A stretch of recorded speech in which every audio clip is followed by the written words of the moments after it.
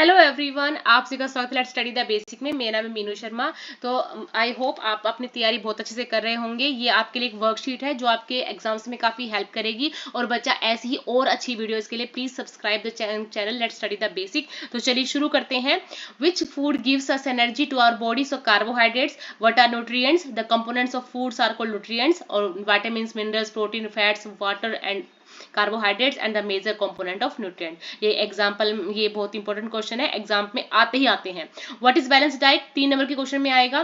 For growth and maintenance of good health our diet should have all the nutrients that our body needs in right quantities. कि हमें कुछ ऐसी अच्छी health के लिए ऐसी बिल्कुल फुल न्यूट्रिएंट्स की एक मील खानी चाहिए ताकि हमारी जो बॉडी है वो काफ़ी अच्छा फील करे। नॉट टू मच और not too little to the other. The diet should also contain a good amount of roughage and water. Such a diet is called balance diet. बेटा पक्के से याद कर लीजिएगा, 3 नंबर के क्वेश्चन में ये जरूर आएगा।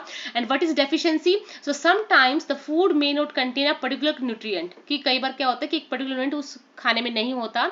If this continue over a long period of time the person may suffer from its deficiency. अब मैंने आपके लिए यहाँ एक डायग्राम रखा है, इसमें सारे ही क्वेश्चंस इंपॉर्टेंट है, ठीक है। तो vitamin A loss of vision, vitamin B one beri, vitamin C scurvy, vitamin D rickets, calcium bone decay होता है कैल्शियम की वजह से, और आयरन कमी की वजह से गोइटर होता है, और आयरन की कमी से एनीमिया होता है। इसमें से पता नहीं कितने ही क्वेश्चंस बन जाएंगे, वन लाइनर या मैचिंग में बन जाएंगे। तो आप इस पूरी डायग्राम को, पूरे इस चीज को याद कर लीजिएगा।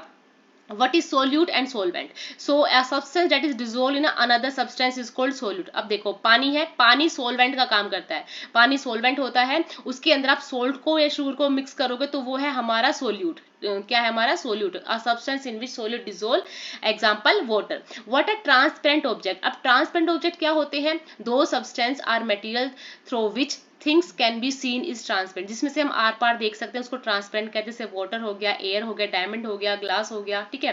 What are the properties of metal? ये आ सकता है 3 नंबर में कि metals are malleable and ductiles, metals are good conductors of heat and electricity, metals are lusters and can be polished, metals are solid at room temperature except mercury, क्योंकि mercury liquid होता है। Metals are tough and strong. So ductile good conductor of heat and electricity, lusters can be polished, good solid at temperature, tough and strong. What are soluble and insoluble substances?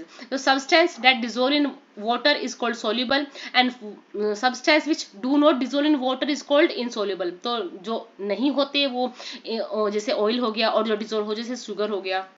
What is वेपरेशन? तो पानी का vapours में बदल जाना वेपरेशन होता है। Filtration method क्या होता है? Filtration can be use to separate component of a mixture of an insoluble solid and a liquid. Liquid में से कोई इनसोल्युबल सॉलिड है उसको अलग करने के लिए हम किसका यूज करते हैं बेटा? फिल्ट्रेशन मेथड का यूज करते हैं। What is winnowing? अब ये तीन या ये आपके 5 नंबर के क्वेश्चन में आ सकता है। What is winnowing and where it is used? So winnowing is a method of separating component of a mixture. It is used to separate heavier and lighter component of a mixture by wind or by blowing air. This method is commonly used by farmers to separate lighter husk particles from heavier seeds or grain. अगर आपको ये लिखना चाहते हो तो आप ये लिख सकते हो, बट अगर आप सिर्फ एग्जांपल लिखो तो मिल्क और curd is churn to separate the butter, grain is separated from stalk and while harvesting. ठीक है, तो पहले आप एक्सप्लेनेशन लिखा है इसके बारे में कि विनोइंग क्या होता है, फिर इसके यूजेस लिखने और काफी अच्छे से लिखने। अगर आप कोई भी आंसर लिखोगे ना, आपको सबसे पहले देख रहा हूँ कितने नंबर का है। 1 नंबर का है तो 1 लाइन में काम चल जाएगा। अगर वो 2 नंबर का है तो फिर भी आपको 2 या 3 लाइनें लिखनी पड़ेगी। 3 नंबर का है तो कम से कम थोड़ा सा बड़ा लिखना पड़ेगा, और 5 नंबर में तो आपको उसको पूरा एक्सप्लेन करना पड़ेगा। The method of separating seeds of paddy from its stalk called threshing when milk. अब इस वाले क्वेश्चन को ध्यान से पढ़ना, क्योंकि इस वाले क्वेश्चन का आंसर आप सोचोगे इसका चर्निंग है, बट चर्निंग नहीं है। देखो क्या है, when milk cooled after boiling is poured into pieces of cloth and the cream is left behind on this process of separating cream. अब ये दूध में से, जैसे दूध के ऊपर मलाई आ जाती है ना, उस आप मलाई को हटा रहे हो, उसमें से क्रीम नहीं बना रहे आप, उसमें से दही या कुछ और नहीं बना रहे आप, उस क्रीम को हटा रहे हो। तो उस क्रीम को हटाने के लिए आप छलनी का यूज करो, तो उसको कहते हैं फिल्ट्रेशन। ठीक है। What is photosynthesis? Most and most important question है बेटा, याद कीजिएगा। Leaves prepare their food in the presence of sunlight and a green colour substance present in them. For this they also use water and carbon dioxide. This process is called photosynthesis. Most important है, please याद कीजिएगा। What is herb and shrubs? The plant with green and tender stems are called herbs.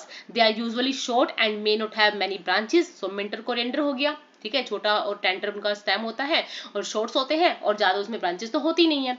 तो some plants have the stems branching out near the base, the stem is hard but not very thick, such plants are called shrubs, rose and mehndi. Okay, make a leaf and explain about its part, ये 5 number में बिल्कुल पक्का आएगा।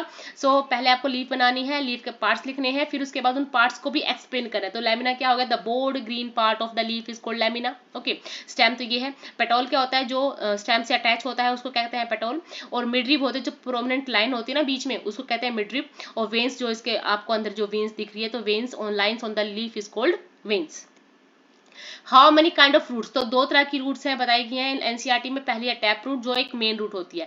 Fibrous root, जिसमें कोई main root नहीं होती पर बहुत सारी रूट्स निकली होती है। So the main root is called tap root, do not have a main root, all roots seen similar and these are called fibrous root. जब आप एक फोटो बनाओगे, ठीक है, फिगर बनाओगे, उसके बारे में लिखोगे, तो टीचर्स अपने आप नंबर दे देंगे, उनको सोचना भी नहीं पड़ेगा, उनको लगेगा बच्चे को बहुत अच्छे से आता है। मेक अ फ्लावर, बहुत ही इंपॉर्टेंट क्वेश्चन है। फ्लावर बनाना है, उसके पार्ट्स बताने हैं। पहली बात है एंथर्स क्या होते हैं, पिस्टल्स क्या होते हैं, स्टैमेंस क्या होते हैं। तो पिस्टल्स क्या है, the inner most part of the flower, inner most part of the flower is called pistol. Small thin male part in the middle of the flower that produce a fine powder, ठीक है। The pollen, the part of a flower at the top of A स्टेमन and produce pollen. देखो anther क्या होता है, ये है the part of a flower at the top of A स्टेमन that produce pollen. स्टेमन क्या है, the thin male part of the middle of a flower that produce a fine powder. तो ये है स्टेमन और ये है एंथर, ठीक है। What is the function of stem, तो the main function of stem in part that is help in the conduction of water and minerals from the root to leaves and other parts of the plant. It also provides supports to branches, leaves, flowers, fruits, buds of plants. Stems के हमें functions लिखने हैं। Describe how an earthworm moves, मैंने very important question है, ये भी 5 number में आ सकता है आपका। तो जब भी कोई बड़ा क्वेश्चन आता है ऐसा 5 नंबर, तो आप उसको लाइनिंग पॉइंट्स में लिखोगे तो काफी इजी हो जाएगा। The body of an earthworm is made up of many rings joined end to end. Earthworm does not have bones which help to extend shorten the body. Repeating such muscles expansions contractions, the earthworm can move through soil. Its body secretes a slimy substance to help the movement. अब इसी वाले chapter में से आपके बहुत सारे questions आएंगे और ये आपके सभी चैप्टर में से सबसे ज्यादा मार्क्स का भी ये चैप्टर है।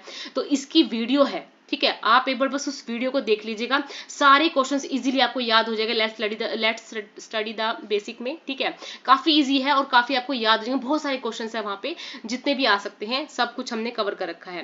What is skeleton, the framework of our body is called the skeleton, it gives the shape of our body. What is cartilage, some additional parts of the skeleton that are not as hard as bones and which can be bent, this are called cartilage. Example में आप लिख सकते nose और ear. What is a rib cage? They join the chest bone and the backbone together to form a box. This is called a rib cage. Give example of streamlined body animals, fish and birds. What are joints? Places where two parts of our body seems to be joined together, like elbow, shoulder, neck. These places are called joint. Pivotal joint क्या होता है, जो neck का और head का जो part होता है वो जहाँ joint होता है उसको pivotal joint कहते हैं, जिसकी वजह से हम अपनी जो neck है या head है उसको क्या कर सकते हैं, bend कर सकते हैं forward और backward and turn the head to our right or left. So joint where our neck joins the head is a pivotal joint. It allows us to bend our head forward, backward, turn the head to our right or left. Name any 5 objects which can be made from wood: chair, table, desk, door, box. What are translucent? Allowing light to pass through but not transparent. Transparent होते हैं जो are पार दिख जाते हैं, ये light को तो allow कर देते हैं पर इसमें से हम आर पार नहीं देख सकते, ठीक है। एग्जाम्पल हो जाएगा vexed paper, plastic, thin sheet. Husk and stone could be separated from grains by hand picking.